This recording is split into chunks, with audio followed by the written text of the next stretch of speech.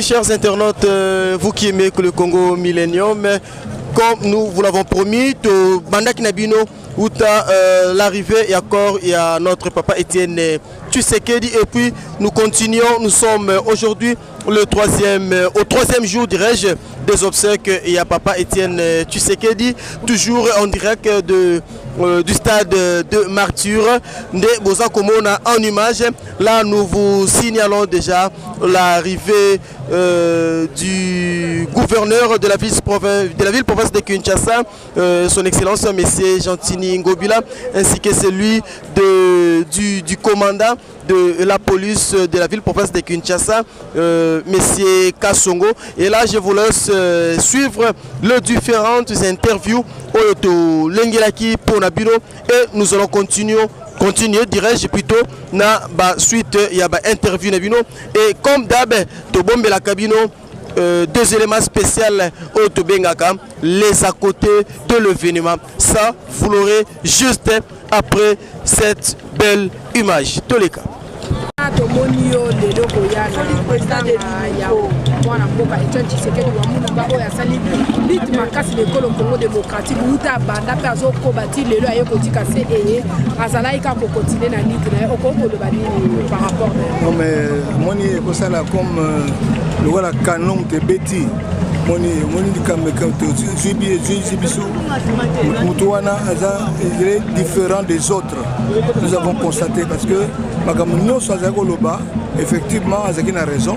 Donc sikoyo toke nzambe abatela ye malamu. Pourquoi peut ça témoignage par rapport à mon amboka Etienne Tshisekedi?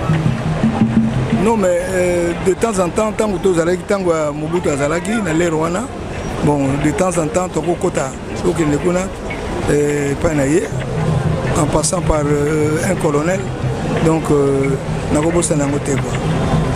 Bani par rapport parce que tu as eu polémique trop pas artiste oyo ba poni oyo ba salité et continue mon boulot na musique na biso polémique eza trop ba mission pe ba betina o ba betité en tant que président oui ça va te mais o ba betité ba mona pas cité puisque eza nango bango ba lingi eza la ndenge wana tout ça d'accord parce que volonté na bango c'est ndenge wana. Merci beaucoup.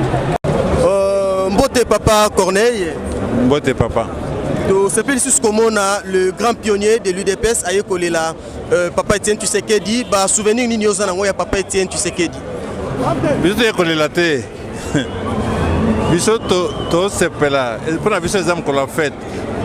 Compagnon na biso parce qu'avant tout Tshisekedi azali compagnon de lutte na biso. Tozo kondé les lots. Après 40 ans il y a combat politique. C'est-à-dire que Azo Kotana histoire ya Mbokoyo par la grande porte. Azo entraîné pays de peste na Kachwana.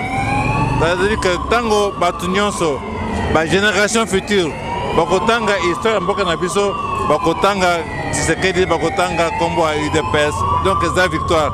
Ba souvenir ça belé en 40 ans, ba souvenir ça en belé. Mais tango nous c'est até essentiel ça que tu y que le 24 avril 90, président Mobutu à lobby à reconnaître l'UDPS en tant que parti politique.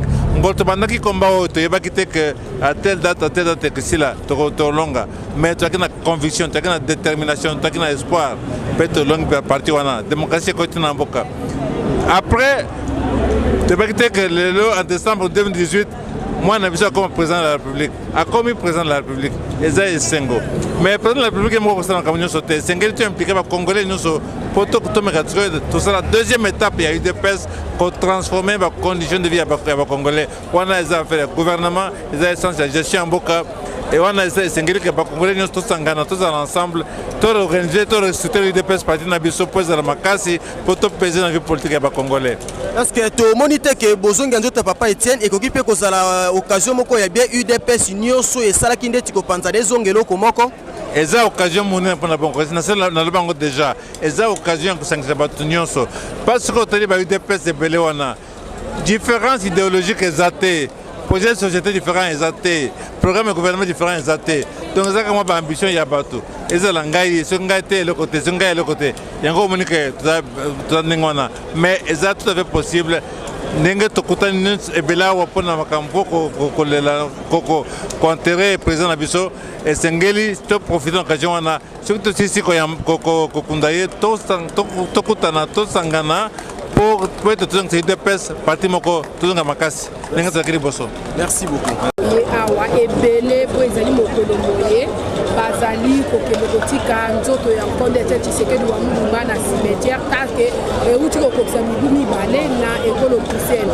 Okoki koloba nini par rapport? Toza biso nyonso na mawa makasi komona liwa oyo me tosepeli mawa na biso lelo ebongwani esengo pamba te boyebi ke na mboka na biso mbala ya yambo tomona moto oyo akufi libanda asali mibu mibale mpe asili kozonga mpe baleli lokola baleli omoni Etienne Tshisekedi azali moto lokola moto nyonso te azali moto oyo aleki na mboka na biso atiki bilembo ya makasi lelo soki biso tokomi koleka na nzela koloba no tokomarche tokoloba eza parce que eza na mutu moko ayebisaki biso bolongola kobanga e ntango wana yazoloba tolongola kobanga ezalaki ntango ya dictature makasi tomoni ke aza mutu oyo abundi etumba na bakonzi misato mobimba mpe atikali ndenge tolobaka na lopoto constant c'est-à-dire abundi na Nkoyi Mobutu atikali ndenge azalaki abundi na Laurent Désiré Kabila atikali ndenge azalaki mpe abundi na Joseph Kabila atikali ndenge azalaki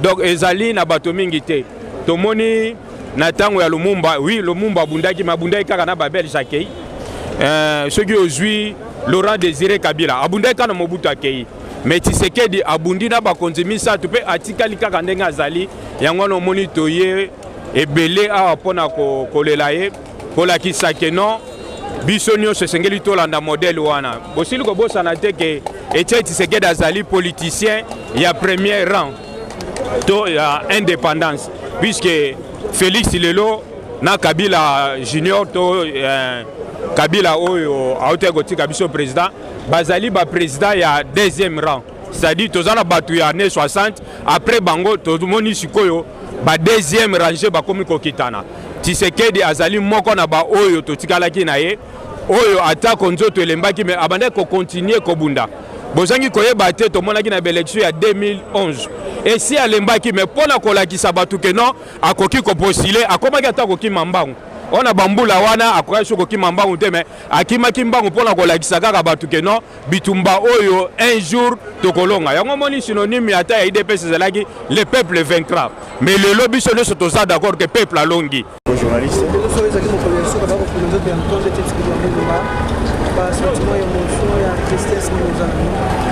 oyebi toza baafricain d'abord héros balelaka ete ezali esengo ya ezali mokolo ya feti mpona biso bacongolais parce que okomona ndeko Etienne Tshisekedi wa Mulumba kombo na ye oyo asali bitumba ya bundi soki biso lelo tozwi courage ya kolobela politique ezali grâce na ye.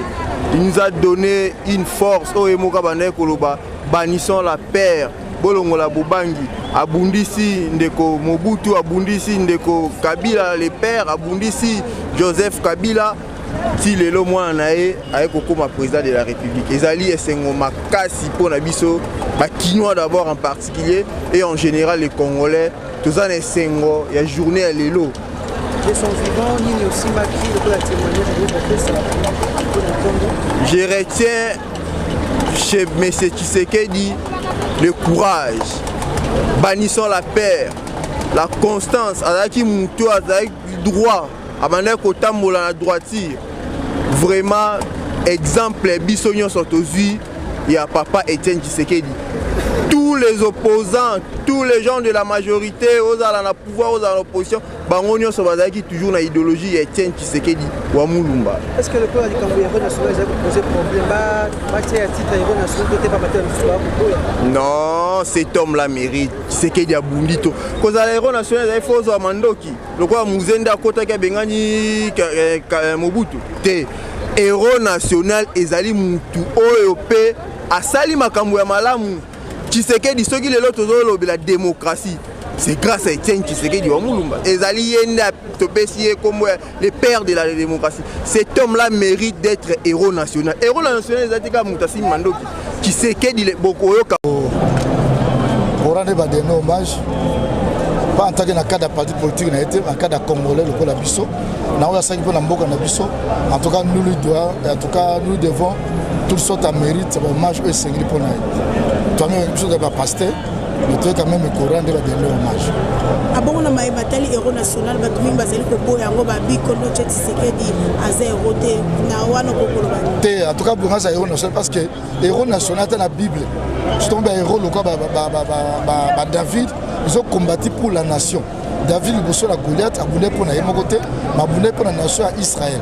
Donc on Kondo et Tshisekedi abundi pour na Congolais surtout, abundi pour l'intérêt de yemo côté. D'ailleurs je t'ai vu naé socialement azana babilo que belé ma capacité atiba na ko belé tel au côté.